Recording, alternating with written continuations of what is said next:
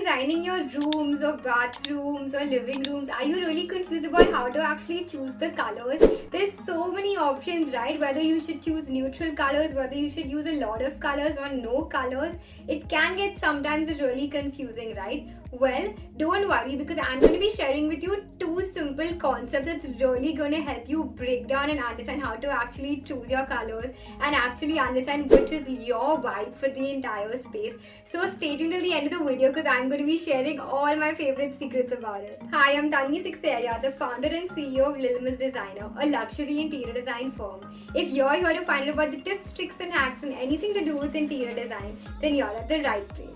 Now I'm sure when you went to school, of course, you studied all of the colors and you were like, oh wow, I know everything about it. But when you were actually selecting it for your room, you were so confused, right? Well, don't worry, because I'm going to be breaking it all down for you. The first thing I'm going to ask you a question is, what is your favorite color? Now, can you think of your colors straight off? Or are you thinking of many colors? Because if you can't think of your favorite color, the quick hack for this is to actually see what you have a lot in your wardrobe. Do you have a lot of blacks? Do you have a lot of blues? What are the color shades which you wear a lot or which you're attracted to the most? If you don't know your favorite color, probably that's the answer to one of the most favorite colors that's in your life and you really enjoy. So now that you know your favorite color, let's try to understand that is it a very bold color or is it a very neutral color? Because when it comes to colors, it's usually divided into two color concepts. One is your neutral color combination and the second is your contrast color combination. Now let me explain to you the difference between both. Now neutral color combinations are usually your very simple colors like your whites, your greys, your beiges and your pastels. Now these colors are something that are a little subtler in style. They are not very vibrant, they are not very bold, they don't hit your face. So usually these colors can be used on a much more level, like instead of using very little bit of it, you can actually use a lot of it without it actually hindering and hurting your eyes. So this color concept really helps with the monochrome color concept. Now the monochrome color concept is basically when you have one color or maximum two colors all across the room. Now you must be thinking, that's so boring, that's not going to look good. Well, don't worry, even if you're using just one or two colors, you can always use a couple of shades of that color. So for example, if you love a grey, you can use a dark grey with a mid grey with a light grey. So it still has a lot of character and design going through it, and at the same time you're not adding too many colors. So to bring it down to, when you're having neutral colors, you should not use too many pop colors or vibrant colors, as that is more to do with the contrasting color scheme. In the neutral color scheme, use whites, beiges, greys and pastels. In pastels, you have a variety of beautiful shades. Wow. And each one is better than the other, but maybe just remembering the favorite color that we spoke about earlier is going to help you understand which is that one color or maximum two colors that you're going to use for your room.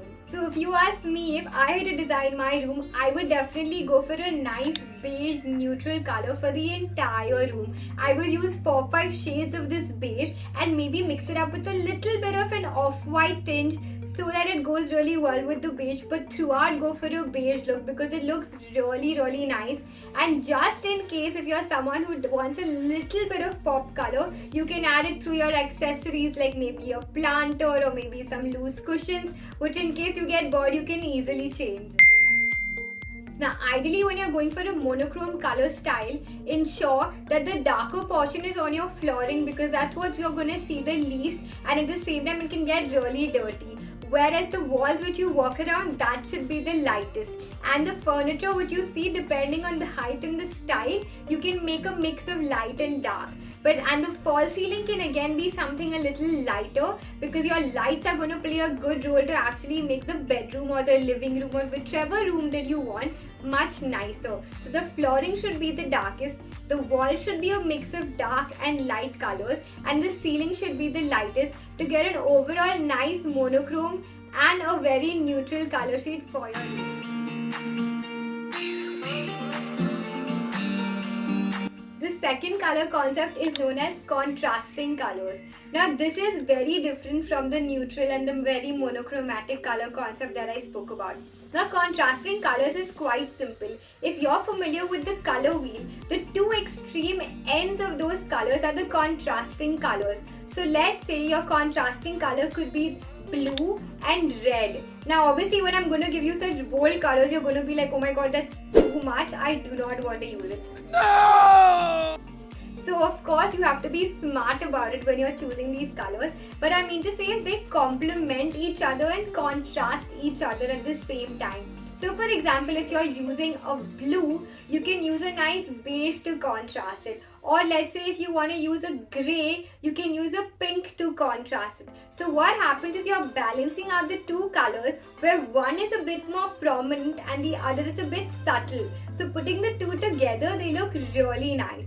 Now of course when you're choosing the contrasting colors, make sure that the bolder color between the 2 or 3 or how many ever you're using is actually used minimal of it, and the ones which is slightly more subtler, you can use a lot more of it in your room, because that's going to create the perfect balance. So for example, if you have a bedroom, you can actually have neutral for all the things that are on eye level.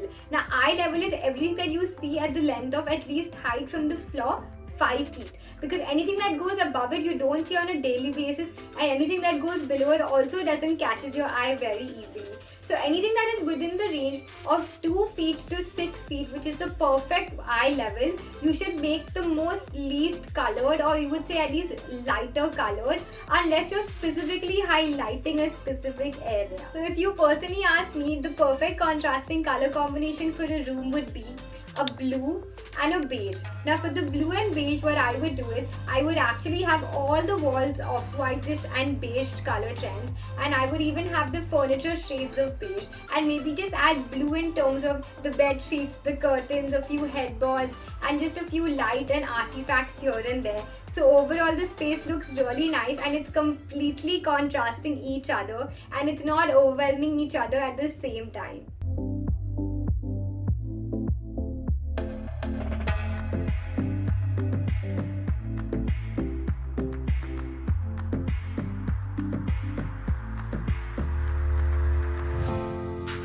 I really hope you consider both of these color concepts, the neutral, the monochrome, and of course the most opposite way of looking at it, the contrasting color combination.